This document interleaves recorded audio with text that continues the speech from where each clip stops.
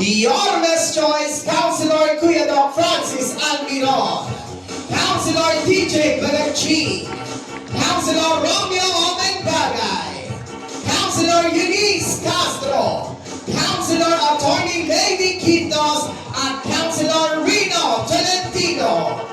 At hindi po mga minamahal ko pong nanay at tatay, tawagin na rin po natin ang ating magiging boses sa Kongreso, Congressman Joel J. T.B. Villanueva. At hindi po mga minamahal ko pong nanay at tatay, kasama na po natin ang tambalang muling magbibigay ng gloria at liwanag sa ating lungsod. Palakpakan po natin, Vice Mayor G. Atienza at Yorme Isko Moreno Dumagoso, kasama po ang ating magiging senador, Senador Ben Pitang Tulfo.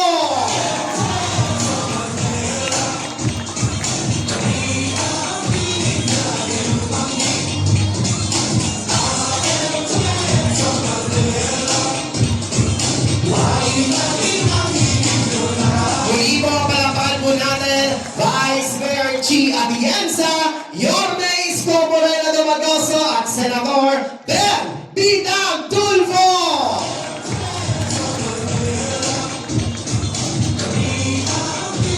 Maraming salamat po. Marinig nga po ulit ng isang malakas na palakpakan. Maraming salamat po sa inyong mainit na pagtanggap at sa mga pagkakataon po ito upang ipakilala po ang ating susunod na tagapagsalita. Tawagin po natin ang ating Chief of Staff, ang ating buting Senador Ben Tulfo. Palakpakan po natin Mr. Dennis Principe. Hello po, magandang hapon po sa inyo lahat. Kumusta po kayo? Mabuti naman, agaga pa. Mahaba po ang oras po natin. So, una po, may silang po ito. Papakilala po ako sa inyo. Ako po, ang Chief of Staff. Hindi pa Mayor, matagal pa. Chief of Staff muna tayo. Chief of Staff ni Mr. Ben Tulfo. Kasama ko po rito ang aming pong members po ng aming team, ang ating pong Vice President for External Affairs, si Charles Mateo. Palabang po natin. At yun nakikita po ninyo sa TV kapag wala po si Ben Tulfo, siya rin po, ang aming Chief Operating Officer, si Carl Tulfo. Happy birthday, Carl! Birthday din po niya. Ayan. At syempre ang aming pong Deputy Chief of Staff, si Miss Apple Meneses. Okay, bakit ako nandito? Hindi po ako may epa. Konting explanation lang. Nabanggit ko po na ako ang Chief of Staff ni Ginoong Ben Tulfo. By February 11, ako po ang kanyang magiging campaign manager. Now, bakit po merong distinction? Ito po ay dahil si kasamang Ben. Katulad po ni Yorme. Si Yorme nga pala. Hapon po. Lilinahan po namin, hindi po kami nangangampanya, wala pong kampanya rito. No? Ang Ben Tulfo po, na hindi pong makakausap, makikita po ngayon, ay isa po rin pong journalist, broadcaster, at siya rin po ay CEO ng aming Bitag Multimedia Network. No? At siya rin po ay isang advocate. Okay? So yun lang po yung nilinawan namin. Kung meron po magkikwento, nakita ko si Ben Tulfo ang ginawa. Nagkampanya hindi. Meron po kami tinatawag na reaching out and listening tour. Ano po ito? Sa tagal po ni Ben Tulfo sa pagiging community servant, for almost 2 decades, meron po kami mga kababayan from Visayas, Mindanao. Marami rin po mga senior citizens katulad po ninyo na nagpupunta po sa aming action center. Humihingi po ng tulong, humihingi ng advice, ng payo. So sabi ni Boss Ben, bakit hindi naman tayo minsan ang pumasyal, pumunta sa mga lugar na hindi po, kumbaga malayo para sa kanila. Napili naman rin po namin ang Maynila na makapunta po rito. So lilinawin po natin yan. Eto, sure call naman, di ba? Si Yorme. Tama? O nakita nyo, narinig ko po yan, sure call. Mananalo, pero walang kampanya. Bakit? Ginagawa po niya ito para, syempre, makadaupang palad po kayo. Dahil namin-miss na kayo ni Yorme. So kayo, magbabalik po siya, pero ito po yung ganyang paraan para, kumbaga, makasama po muli tayong lahat dito. Ako rin, Batang Maynila, 3rd District. Apple niya ito, Yorme. Sigurado. Okay, sure po. Okay, hindi ko naman matatagalin. Ang Tulfo, 3. Ang bitag nag-iisa lang. Mga kaibigan, mga kasama sa Maynila. Ben Tulfo. Salamat. Thank you. Una sa lahat, ako nagpapasalamat kay Yorme. Kausap ko lang siya kanina at medyo marami akong natutunan. Mga bagay na kung minsan na hindi ko nakikita, pero nakikita niya dahil sa ibaba siya, which is basically sa lokal. Pero tumakbo na rin siya for president. So siguro mas malawak yung kanyang pagkaalam pagdating sa sinasabing public service.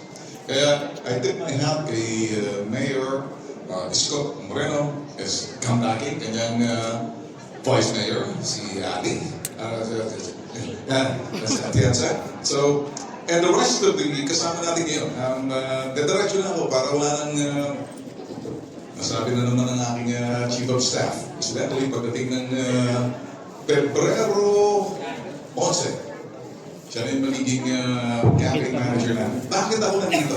Gusto ko makita kayo isa-isa bilang mga senior citizen. Once upon a time, kayo yung sinasabing panahon na wala pang iba sa amin. Yung iba, lumulutang po sa ere, yung iba na-diet. Pero during those times, naghihirap kayo at nanilbihan kayo. Marami na kayo siguro nahubog ng mga anak, pag-anak, at umabot sa estado na pwede magpagmalaki dahil nagabayan nyo sila. Mahalaga sa atin yung sinasabing pamilya ng senior, binibigyan ng galang, at binibigyan ng kahalagahan dahil kung hindi sa inyo, walang henerasyon na sumunod, paghubog, no? So, dahil dyan, ako, si Ben, marami ako na-enkwentro ng mga senior dumating sa aming tanggapan mula Mindanao sa Visayas at sa Luzon, sa iba't ibang parting probinsya. Nakita ko yung hamon at mga reklamo at hinahin ang nakaabot sa amin base doon sa mga sinusumbong ng mga senior. Ang ayaw namin sa bitag kami ay kumbaga tumatayo kami sa mga taong walang kaboses-boses, walang mukha, mahihina, napapabayaan, inaabuso, pinagsasamantalahan, niloloko. Ngayon, sa parte ninyo, kaya sa amin, ako ay wala na akong magulang, kamamatay lang ng aking ama, ina. Matagal na kami kung titignan natin. Yumako yung aking ina at the age of 98. Malaking influensya ng aming magulang sa akin. Hindi kami siguro umabot sa estado na to kung hindi kami tinuruan ng aming ina na yung marunong makinig. Pakinggan mo. Kinakailangan marunong kang umunawa, maawa, at hindi lang awa o umunawa, pagkos gawin mo yung pwede mo magawa. Tumulong ka. So, lagi sinasabi ng aking ina, mga anak, masaswerte kayo.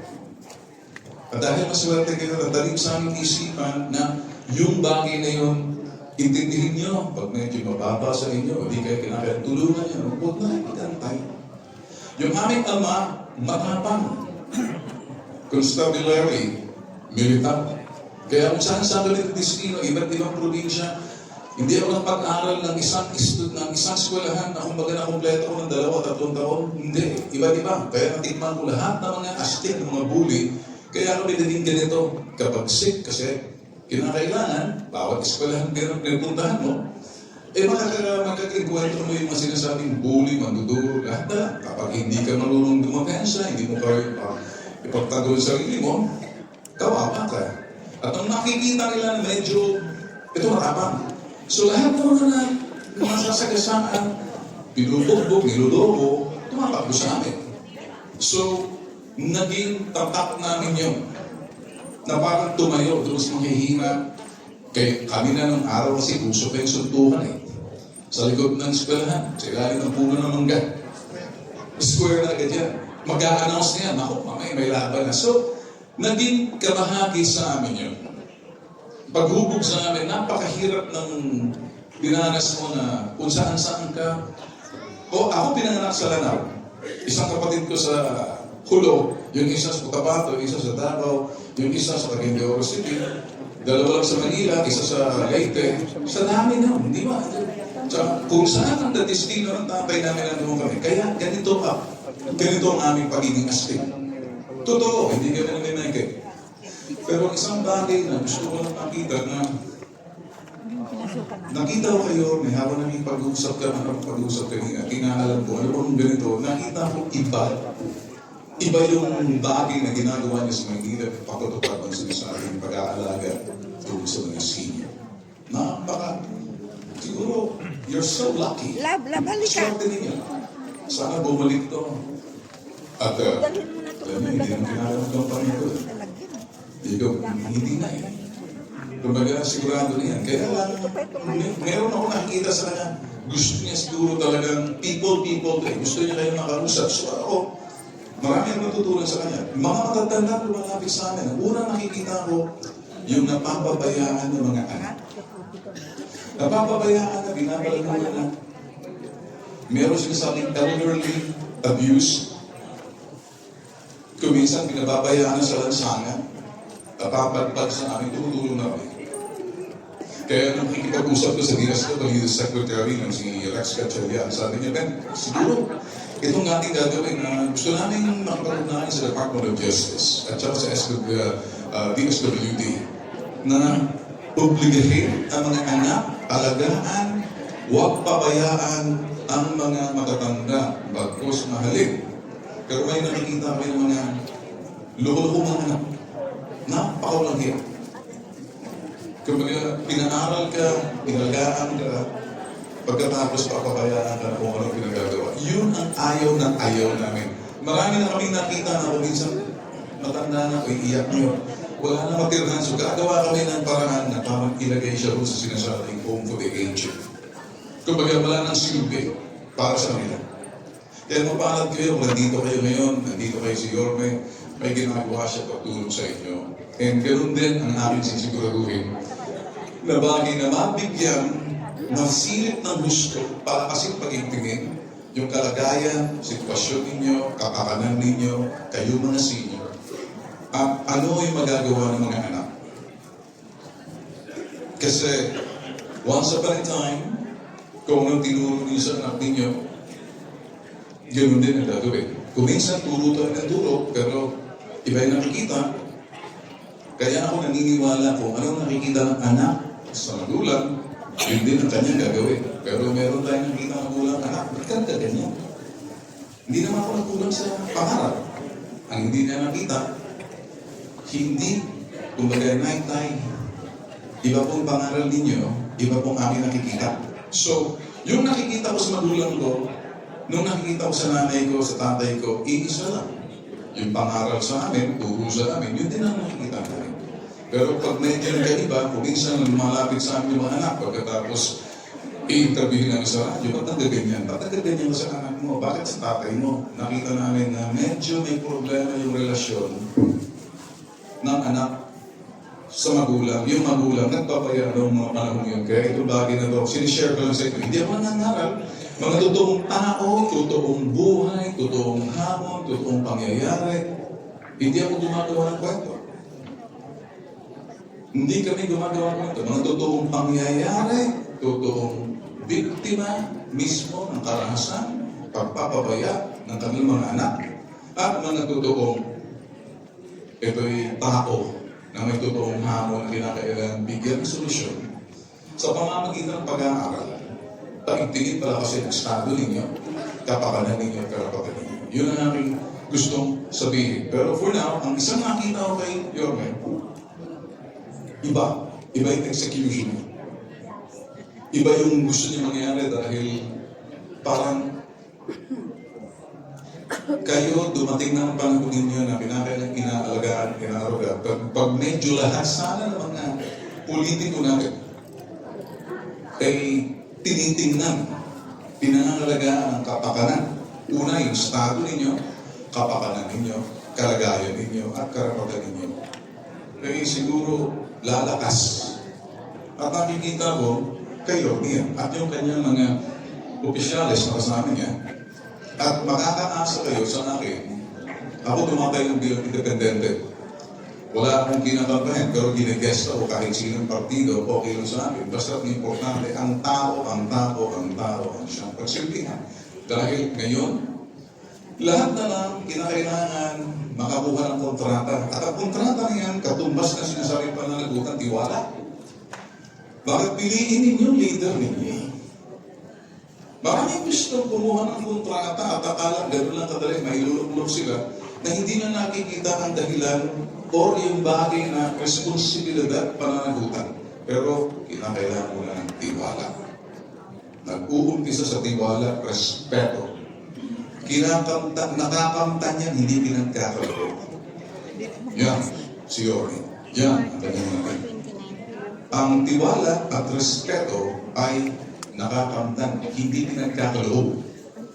Kapag ikay may tiwala, kapag may tiwala kayo sa sinasabing leader ninyo, nakikita ninyo, klaro, yung transparent. At ang pinakahuli, yung pananagutan. Ang pananagutan, pagtingin sa pangangailangan ninyo, lahat ng bagay niyan, take into consideration. Ngayon, ako, siguro naman, narinig nyo ang pangalan namin na minsan sinasabi, ganito, ganyan, ganyan. Ako po si Ben Sibita. Kaya apelido ko lang po ito Tulfo.